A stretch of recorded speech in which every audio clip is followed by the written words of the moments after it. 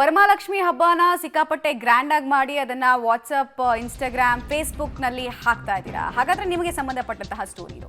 Varamahalakshmi ಕೂರಿಸೋರಿಗೆ commissioner ಎಚ್ಚರಿಕೆಯನ್ನು ಕೊಟ್ಟಿದ್ದಾರೆ. ಏನಂತ ಎಚ್ಚರಿಕೆ? ಲಕ್ಷ್ಮಿಗೆ ಚಿನ್ನಾಭರಣವನ್ನ ಹಾಕಿ ಅಲಂಕಾರ ಮಾಡೋರಿಗೆ ಒಂದು ಸಲಹೆಯನ್ನು ಕೊಟ್ಟಿದ್ದಾರೆ.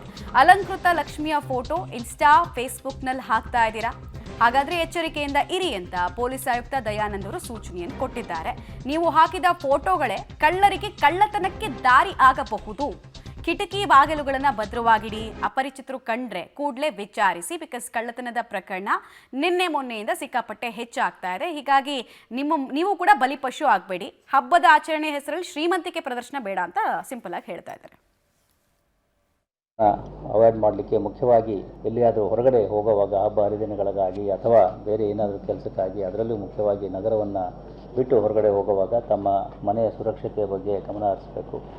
ಲಾಕ್ ಹೌಸಸ್ ಏನಿದ್ದಾವೆ ಅದು ಒಂದು ರೀತಿ ಕಳ್ಳರಿಗೆ ವಿಸಿಟಿಂಗ್ ಕಾರ್ಡ್ ಕೊಟ್ಟ ಹಾಗೆ, ಅದನ್ನು ನೋಡಿದ ತಕ್ಷಣ ಗೊತ್ತಾಗೋ ರೀತಿಯಲ್ಲಿ ಇರಬಾರ್ದು. ಸೊ ಸ್ವಲ್ಪ ಮುನ್ನೆಚ್ಚರಿಕಾ ಕ್ರಮಗಳನ್ನು ತೆಗೆದುಕೊಳ್ತಕ್ಕಂಥದ್ದು. ಜೊತೆಗೆ ಸ್ಥಳೀಯ ಪೊಲೀಸ್ ಠಾಣೆಗೆ ತಾವು ಮಾಹಿತಿಯನ್ನು ನೀಡಿದರೆ ನಾವು ಅವುಗಳ ಮೇಲೆ, ನಿಮ್ಮ ಮನೆಯ ಮೇಲೆ ಕಣ್ಣಿಡಲಿಕ್ಕೆ ಅವಕಾಶ ಆಗ್ತದೆ. ಒಟ್ಟಾರೆ ನೀವು ಸೇರಿಕೊಂಡು ಈ ರೀತಿ ಕಳ್ಳತನಗಳು ಆಗದ ಹಾಗೆ ಮತ್ತು ಕಳ್ಳರ ಒಂದು ಹಾವಳಿಗೆ ಅಂತ್ಯವನ್ನು ಹಾಡಬೇಕಾಗ್ತದೆ. ಆದ್ದರಿಂದ ನಾವು ಈಗ ಬೆಂಗಳೂರು ನಗರದಲ್ಲಿ ನೇಬರ್ಹುಡ್ ವಾಚ್ ಸ್ಕೀಮನ್ನು ಕೂಡ ಜಾರಿಗೆ ತಂದಿದ್ದೇವೆ. ಇದು ಈಗ ವೆಸ್ಟ್ ಡಿವಿಷನ್ನಲ್ಲಿ ಪ್ರಾರಂಭ ಆಗ್ತದೆ. ಉಳಿದ ಕಡೆಗಳಲ್ಲಿ ಕೂಡ ಇದೇ ರೀತಿ ಸಾರ್ವಜನಿಕರನ್ನು ತೊಡಗಿಸಿಕೊಂಡು ಸಾರ್ವಜನಿಕರ ಜೊತೆಯಲ್ಲಿ ಈ ರೀತಿಯ ಅಪರಾಧ ಕೃತ್ಯಗಳನ್ನು ನಿಯಂತ್ರಿಸಲಿಕ್ಕೆ ನಾವು ನಮ್ಮ ಪ್ರಯತ್ನಗಳನ್ನು ಮಾಡ್ತಾ ಇರ್ತೇವೆ.